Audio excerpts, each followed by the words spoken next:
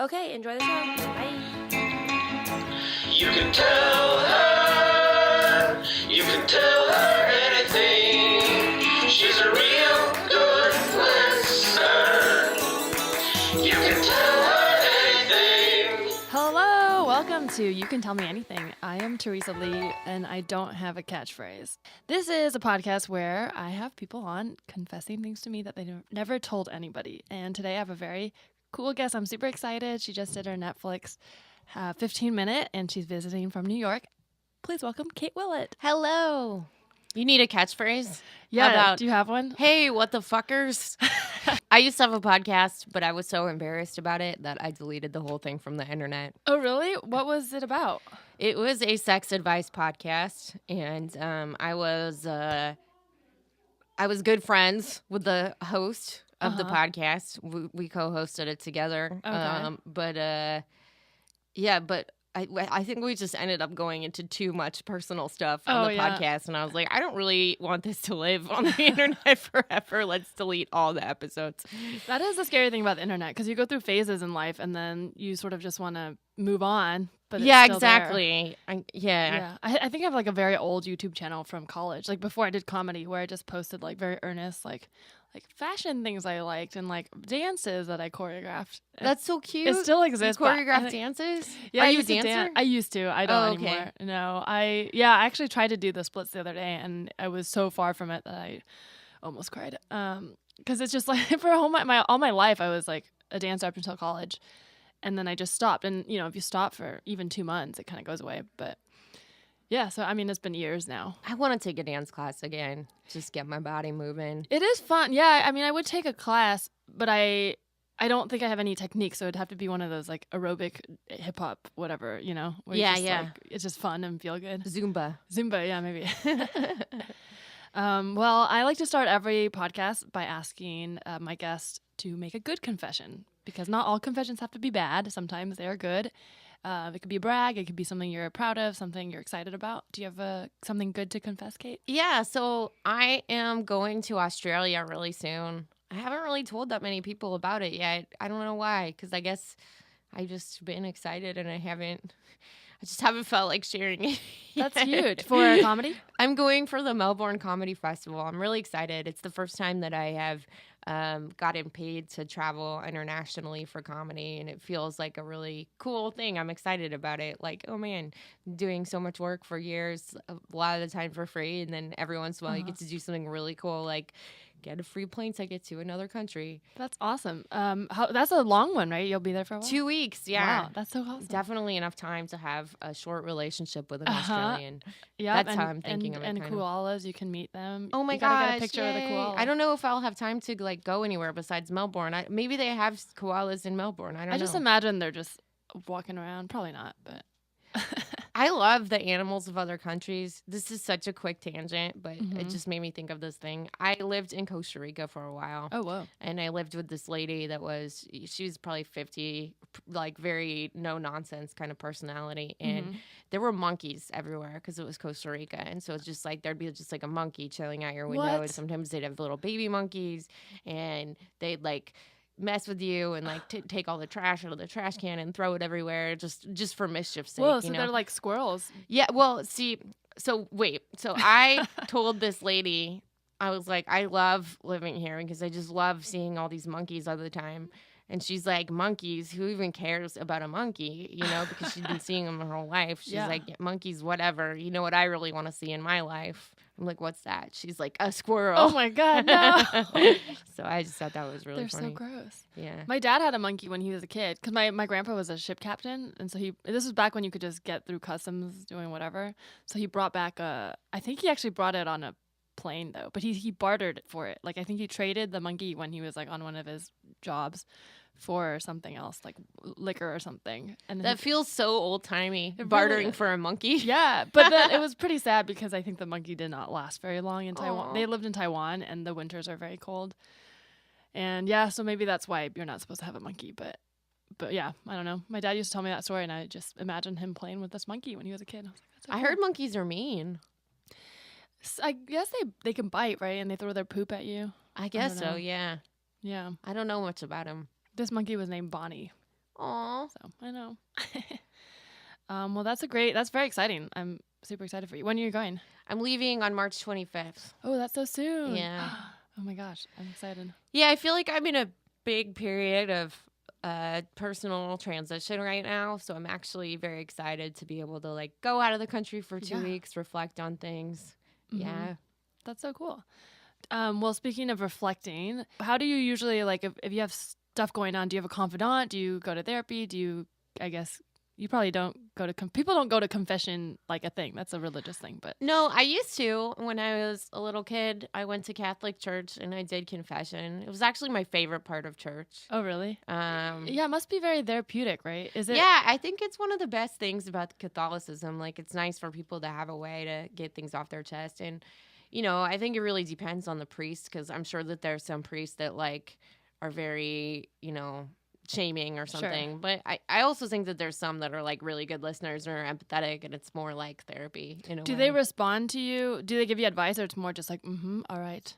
No, some give you advice. Yeah. I mean, the last time I did it, I was a little kid, you know, and I was a really good kid when I was younger. Like, I mean, I was just straight A's, like tried super hard to be nice. Was always like class president and stuff. Just, you know, so sometimes I would like try to like make up stuff to confess that I did something wrong. But so because you wanted to have something to confess, what kind of stuff do kids confess? Just like, I was mean homework? to my brother, that kind of stuff. Yeah. That's cool that you had a positive experience, because I feel like I've also seen the other side. Like, I hear a lot of comics who were raised Catholic talk about growing up with a lot of guilt and shame.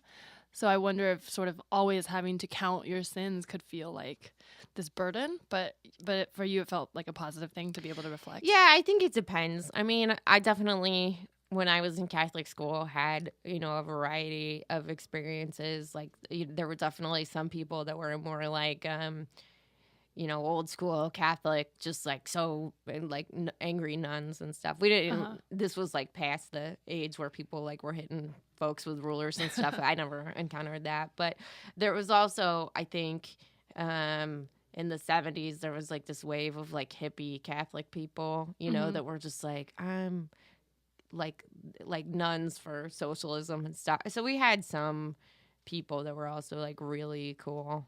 Yeah. Oh, cool. And do you still go to church? No, I don't go to church anymore, but I have recently been thinking about going back to church.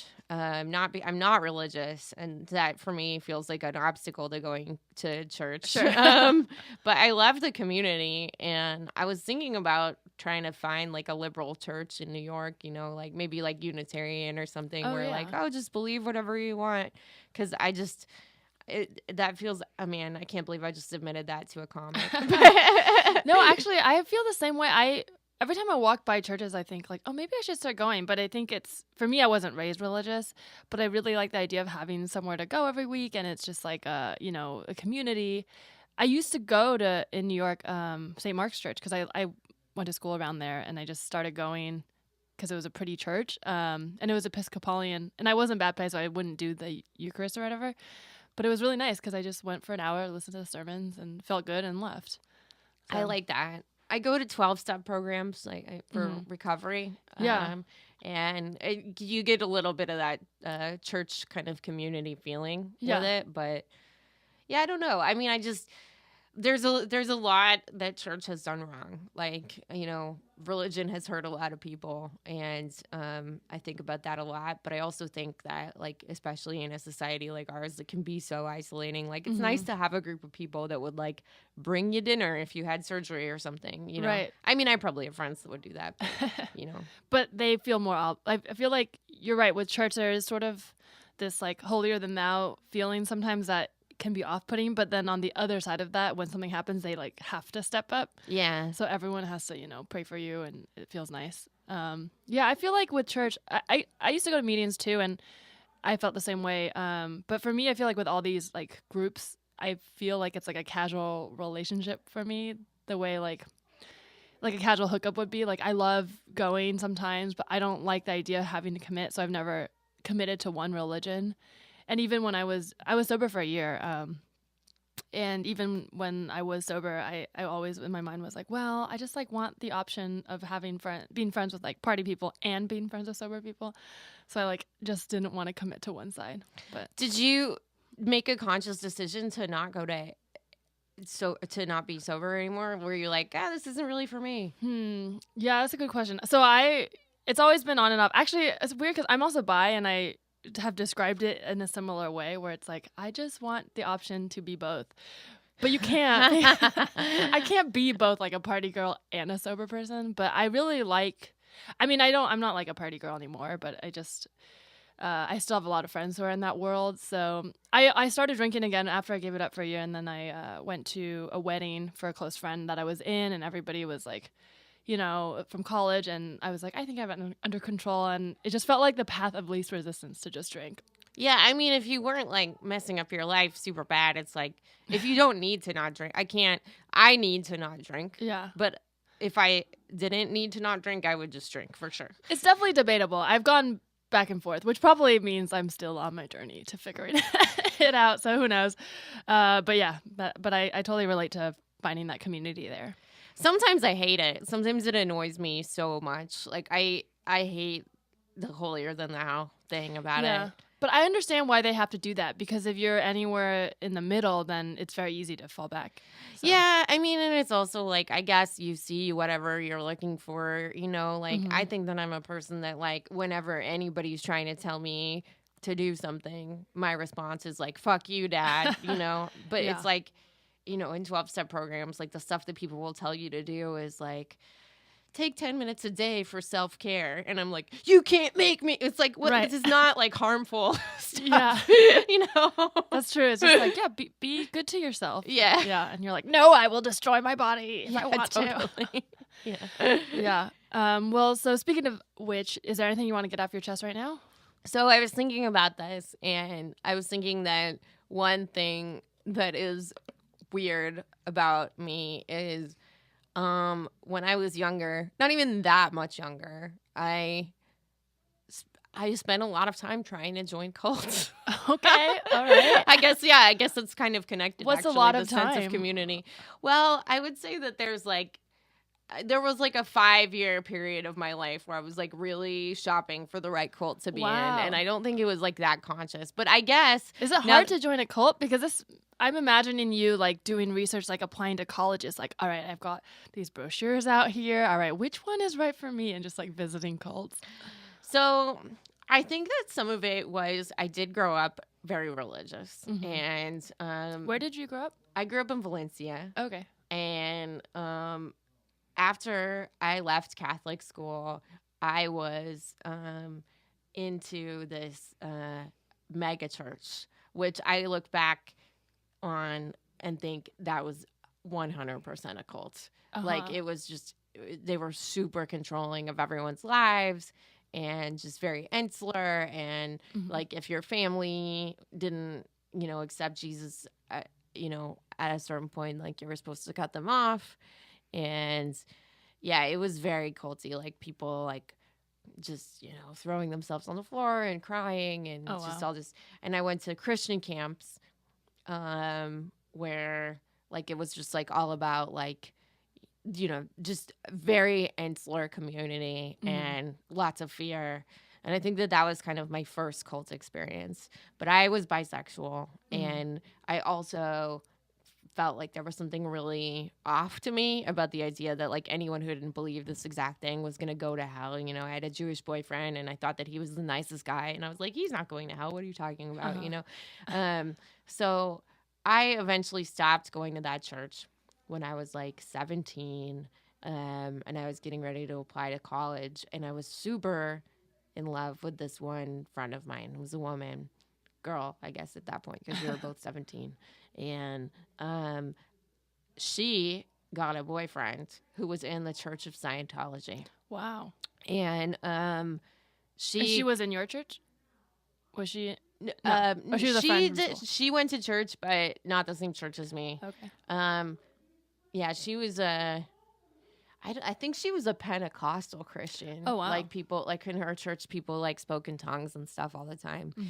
But her boyfriend was in the Church of Scientology, and he was like a kid actor that had a lot of money. And so, like, he did all the classes and stuff like that. And I think his parents were Scientologists, too.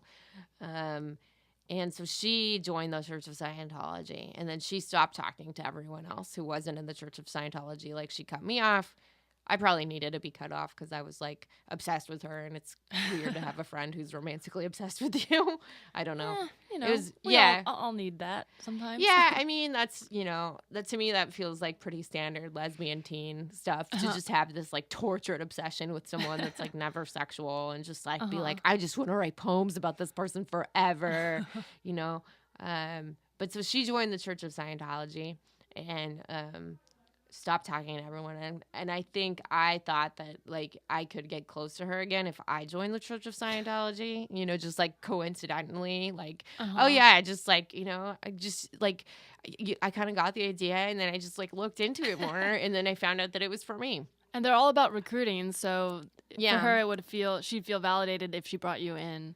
Or Yeah, I don't think she would have. I think she would have been mad Oh, really? if I had just started showing up at Scientology things. Sometimes I think about that just, like, when I'm really lonely, like, between relationships, I'm just like, you know, if I really wanted attention, I could just, like, hit up one of my, like, Bible Belt, like, evangelical friends who really want to recruit me and just be like, I've been thinking about turning to Jesus, but I'm not sure. Can you convince me? And then they just make me a project.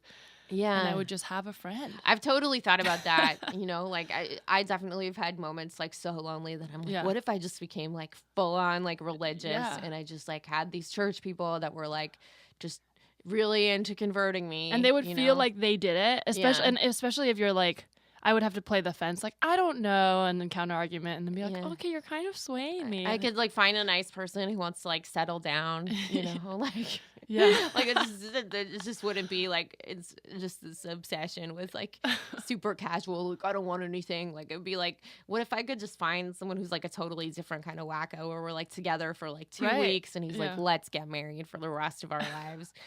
In the name of Jesus Christ. And then, yeah, exactly. We can't be sexual until we get married. It's like, let's get married right now. Probably wouldn't. I mean, I think, you know, I could definitely see the downsides of that situation in a lot of ways, but I can Sure, for it from sure. time to No, time. it's terrible marriage, but Yeah. But so I made some friends. This was like a year went by since we graduated, and I was back down here for the summer living in Santa Monica. And I made some friends that were in a creative writing class with me. And I convinced them to go with me to tour the Church of Scientology. Because I was like, this will be really good for, like, writing stuff, like, to see it. Did you know, I mean, was this before, I mean, I know Scientology has always sort of been in the background, like, that's kind of culty, but for me, it wasn't until, like, Going Clear and all these documentaries came out that I really understood, like, what a big problem it was. Yeah, Did you this know was about all before of that this stuff. Okay, so it was sort of just like, Yeah. you knew it was kind of I knew weird, it was a cult, but I definitely didn't know as much about it as I know today. You know, that wasn't, I mean, I think you could definitely find the information, but it's like now, like, everyone knows that stuff because those documentaries were a really big deal. It probably came out, like, shortly after, but it wasn't out yet, you know. And also I was 18, you know, so I was dumb. But I convinced these people to go tour the Church of Scientology, and I didn't say I wanted to join or anything. I just said it would be interesting for us to do.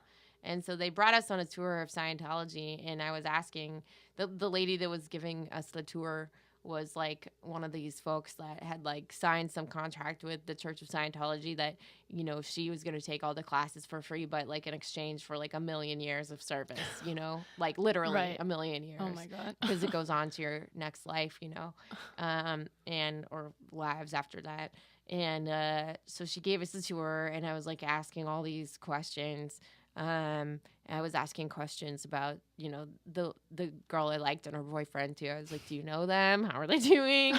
And she she like said that she had met them and stuff, and I was asking like, how do you sign up? Like, how much money do you need? And I was like making up lies about myself too. I was just like, oh yeah, you know, like, because I was just like, I have like a ton of cash, like, which I guess is probably something that no one would say if they actually did, you know.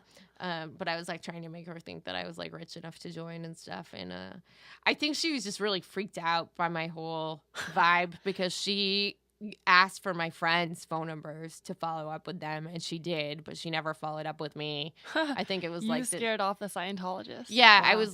I was rejected by this girl, and then I was immediately rejected by a cult Oh, no. after that. And yeah, that was I just had very low self-esteem at that point. Oh my God, that's crazy. Yeah. So, but that was good. That, I mean, It's good You that dodged I'm a not bullet a there. Scientologist. And I don't Would you really have think I joined would have if been they a called you? Scientologist. What? if they had called you and were like, your friend's here and she would love to see you, would you want to join? Would you have done it? I would have done it, yeah. Oh my God. Yeah, I really, really was like, I was really into her, you know. I don't know what happened to her. I think that she's not a Scientologist anymore, and she's not with that guy anymore. I think that guy turned out to be like just emotionally abusive and have a lot of weird issues with like coke and just all this stuff. But I think she married a Trump supporter, and I think that they're both really, really rich Republicans now. So it worked out for her. I think so. Yeah. Yeah. I mean, no, sounds I like don't know. probably I still don't know what her miserable. life was like at all, but you know, I know that she always wanted to be really rich and marry someone really cute, and she did both of those things, but they're Trumpy, and that kind of grosses me out. Yikes. Yeah. Also, I think that she's a secret bisexual because So she's like repressing. I sort of. think so because there was always Yeah. some. Usually your instincts are right. I There feel was like. always some woman that she was having, like for years, she would have like a different woman that would be. The woman was a lesbian that was obsessed with her, Mhm. and then they'd have an intense friendship, and then they break up. But it just happened a ton of times. So I think Yeah. that there was something going on with her. She could have just really liked the attention. I don't know. Every time I've had a crush, like growing up on a girl, I've usually later found out that they were bi or lesbian, but I didn't even know I was. You know, I just used to be like, I must be straight because I have crushes on boys and also crushes on girls, but that's fine, and then just like write it off. But I think usually, you know, there's a reason that you're drawn to certain people. I think. Yeah, I had two really good friends in elementary school that I always. One was, I guess, in 6th grade, junior high, that I always just like. I was like, there was something extra about our friendship, like just kind of I don't know, just a very youthful kind of love. It wasn't, Right. you know, we weren't hooking up or anything, but yeah, this one girl that was just like, we were on the same softball team, and I was so bad at softball, but she just always took the time to like help me and show me, and then she turned out to be a lesbian, and it seems like she is in a super happy marriage with her wife, and they're adorable. And I was just like, I knew there was something going on. I knew there was a reason that you were so patient about teaching me softball. And then my best friend in 6th grade, we were so into each other, and she's married to a woman now too. So yeah, I think that the instincts can be right. Yeah. Yeah. Well, you said you were trying to join cults for a while, so it Yeah, wasn't so- just Scientology. So not just Scientology. So after I graduated from college, I was in this acting class, and Acting is a cult. Yes. acting can be a cult. This teacher was actually pretty culty, but she recommended that everyone in the class sign up for this like personal development class. Okay. And I'm not gonna say the name of this cult, but there's probably people who will like recognize it, just because I don't want them to Right. get me in trouble. So we went to this personal development course, and it starts out with just like a weekend, and then during the weekend they like break you down, like they like to just tell you, you know. Try and think like what the tactics are. Like they just, you know, like if you're 1 minute late, like they make you like stand up in front of everyone and like just berate you for like a long time, like a half an hour. And if you are you know, like resistant to anything that they ask you to do, then they tell you like, you know, then they have everyone else like say stuff to you, Just like yell about, shame. yeah, just like about like how sad it is, you know, Oh. that you're not like living your best life or whatever, you know, but just like a lot of pressure. It kind of reminded me a lot of the like, you know, Jesus stuff about like you need to get saved. Like this was very much about like getting saved, but like For acting? No, it wasn't acting. Oh, it was the just acting teacher personal. recommended this I see. workshop. And So what was the goal? Just to develop as a person? yeah, the goal was is to develop as a person. Like it came out of the like San Francisco 1970s like human potential movement. And this is like all about like just being authentic and being the most powerful person. Kind of a mix of like self-help and maybe some undertones of kind of Buddhist stuff, maybe. But it definitely wasn't like presented as Buddhist, but like a lot of the ideas, I think the good ideas in it came from Buddhism, you know? It was like some like trust fund kid went to Asia or something and was like, oh, that's cool, I'll adopt that, and then just, Exactly. like, made a fusion. Yeah, of but stuff. like mix it up with Tony Robbins kind of stuff. It wasn't a Tony Robbins thing, but then the whole idea is that you like have this transformation and that you're just a completely different person, and you're supposed to like call everyone in your life and say that you have been transformed. Wow. I was a little skeptical of that because I was like, my friends will think that this is like really weird. But I did it with some people. And, then of course, like after that, they want you to sign up for like another course and just like sign up for all their courses. And I didn't have a lot of money, so I started like volunteering for them. And I'd get some courses for like free or discount because I was like doing a lot of work in their office. I used to come there and work for free a lot. Oh, wow. And the whole idea is that you're supposed to like recruit everyone that you know to join. So like a lot of what you do when you go in there is you like call people that you know and try to get them to sign up for these classes and like just do this like hardcore sales pitch of like, my life has been transformed by this, and I used to be this very broken, sad person, and now I have all this confidence and I'm really empowered and I'm accomplishing my goals and I'm in the best relationship of my life, and you just say stuff like that. Yeah, I mean, the people who worked for the organization were 100% true believers. Like, I really do believe that probably a lot of people who ended up working for them were in situations where they were very broken before. Like, maybe people who were, had been addicts or had been suicidal, and they genuinely found a sense of purpose in this community.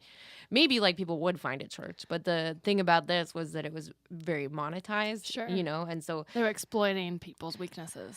Yeah, I mean, because they truly wanted people to feel better, they wouldn't be trying to use these like tactics, right? It would just be about being a supportive community, and not like AA is like something that feels guilty, but it's free, and they don't, and it's all donation. So yeah, that's why the difference, I guess, would be they're not trying to monetize your weaknesses. Yeah, I think that's exactly right.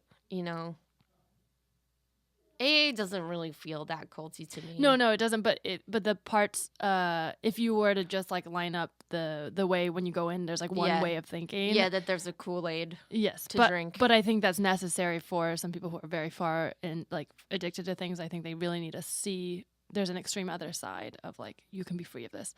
And it's not culty because you can come in, you can leave whenever you want, and it's really all up to you. And, and if you go to like, I think if you go to most 12-step meetings, even if you're like, I hate this, like the person next to you might even be like, yeah, me too. Yeah. Like people are on this. People agree with each other, and there's there's discourse. I feel there's a lack of pretense about it. Yes. Sometimes you meet people that are like really, I guess there's just all different types of personalities. Yeah. But there's a lot of room, I think, in 12-step recovery, like for just people that have like the multiple dimensions to their humanity. But in this one, there was like no questioning it. Right. It was like, this is the best. And I don't ultimately think it was really harmful, but it was kind of, I mean, I was very young when I did this, and I was also married. Whoa! In a marriage that was like falling apart. Oh man! To somebody that I met when I was 15 years old, a woman, and we. Was she part of this as well? No, she wasn't having it. She thought it was really weird. So did it? Maybe it was a part of you looking for some acceptance outside of the marriage, like away from her? Yeah, I think so. Yeah, I think that was a big part of it. And I think that we had such like an insular relationship that I had just lost a lot of my sense of self during that relationship. She is a very powerful person, just super ambitious. And at least at that time with her, it was very much like, all right, I'm going to do this thing with my life, and you can come for the ride or not, you know, which is not a type of relationship that I would agree to get in at this point. But, you know, at that point I was like, sure, like, I don't have anything going on. Like, I'll follow you anywhere. I follow her to Peace Corps. Oh, wow. You know. How did you ultimately realize that you didn't want to be in a cult? I think that there's this kind of weird thing that happens when you're around a bunch of people that all think the same thing and you're not exactly on the same page with them. It makes you feel really crazy. Like, it's like this, I feel like the term gaslighting is overused. Yes, but I know what you mean. But that's kind of what it felt like. Like, you just start to feel like you want to, like, weep sometimes because you're like, wait, my reality is not the same as everyone else's, and there's no there's no outlet for this. Like, if it's because, you know, and if you express to somebody, like, this has been true of, like, every kind of culty organization I ever tried to join. I stopped doing this at a certain point, but it's like, if you say something like, you know, this feels weird to me, they're like, well, like, that's your resistance, you know, this is your self-sabotage, like, you know, this is just one more tactic that you're using to keep yourself unhappy, and it's time to let this go and have a truly happy life, and just kind of talking you out of any of your discomfort, because that's just, you know, one more tactic that you're using to mess things up. They use emotion rather than, like, reason. I've read about cults, and one of their tactics is they will present this crazy reality that's so different from the majority of people, but they say, like, this is the true meaning, this is the secret that nobody else knows, and, like, you're in on this secret, it's like a privilege for you to know this. And so that's how they explain away all the things you feel weird about, because then you can just be like, oh, well, I was living in the fake, or, like, I was living in the dark, but now it's a light, and that's why I feel weird. But when you break it down, it doesn't hold water, because it's like, usually the majority of people are right for a reason. There's a reason people see one reality that's real. Yeah, and sometimes there's some good ideas, too, mixed in with a bunch of the other crazy stuff. And, you know, you see the people around you, and they're, like, smart, and they seem like sometimes they have a lot of stuff together. So you're like, they can't be that bad, you know. I'm sure that there's other people who experienced that organization and did not find it culty, but I really did. So I guess I just kind of naturally stopped going at some point. How long were you doing this for? Maybe 2 years. Oh, wow. Maybe not quite that long, but close to pretty it. long. Yeah, more than a year is a long time. Yeah, I don't know. I don't really know. I guess maybe from growing up in church, I've always been really fascinated with, like, that sense of community. And I think that for a long time there was part of me that's like, maybe if I just found the right cult that believes exactly the stuff that I believe, that I would be really happy.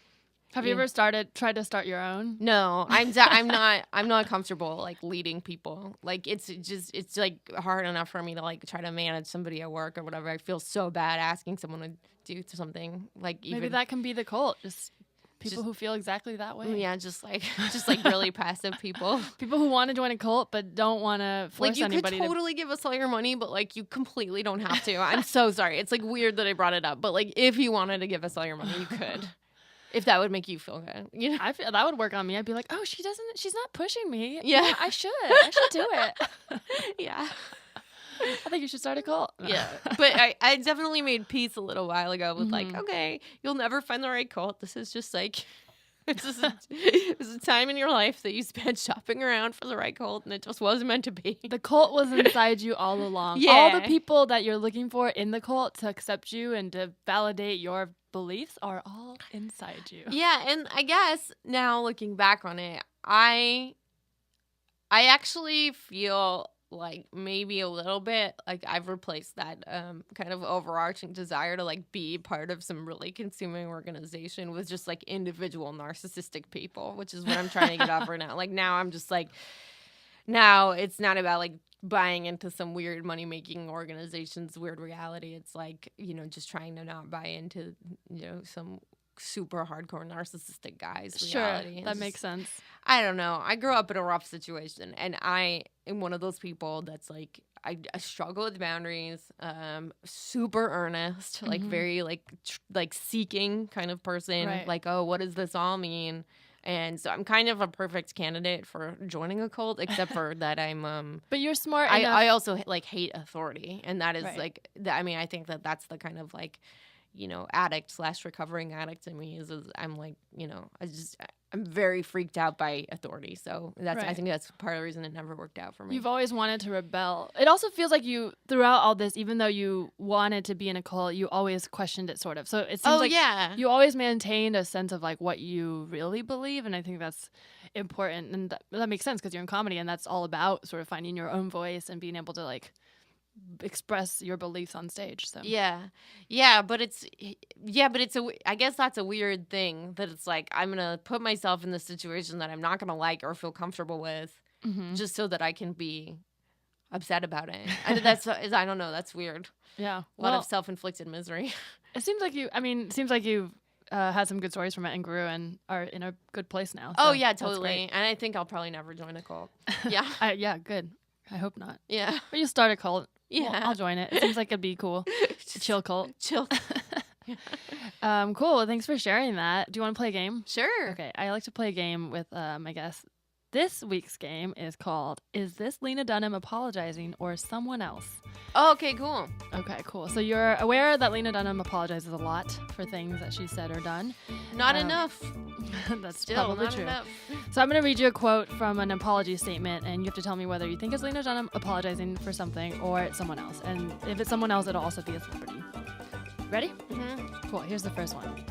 I grew up with gay family members. I'm leaving here to go spend the day with one of my closest coworkers and best friends who is gay, who's getting married, who I'm going to stand at his wedding. You know? This is from I guess it's more like a non-apology, but was this Lena Dunham or someone else? I'm going to say Lena. This was actually Jonah Hill apologizing for being caught on camera using a homophobic slur. Oh, okay. Mm-hmm. Here's the next one. Okay. My words are spoken from a sort of delusional girl persona I often inhabit, a girl who careens between wisdom and ignorance, and it didn't translate. Was this Lena Dunham or someone else? Lena. You're correct. This was Lena Dunham apologizing for saying she wishes she had an abortion. Oh, yeah. Okay, here's the next one. Until we are all believed, none of us will be believed. We apologize to any women who have been disappointed. Was this Lena Dunham or someone else? Lena. Correct. It was Lena Dunham apologizing for defending Murray Miller after he was accused by Aurora Perrineau of rape. I remember that one. Oh, yeah. Yeah. Yep, there's a lot of hers. Okay, here's another. I am not accusing Redacted of lying, and I'm truly sorry if I hurt her. It was never my intention to do that.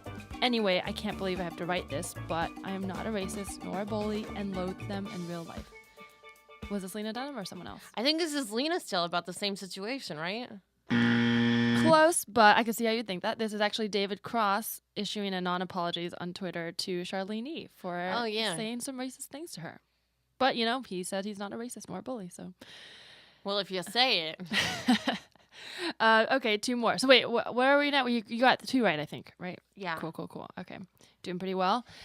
Here's the next one. I regret that earlier comparison because it doesn't accurately describe the condition of being attacked online, and it appears to make light of domestic violence, which ain't my style. Was this Lena Dunham or someone else? I think it was someone else. It was Lena Dunham I'm not good at this. apologizing for comparing Gawker to an abusive husband.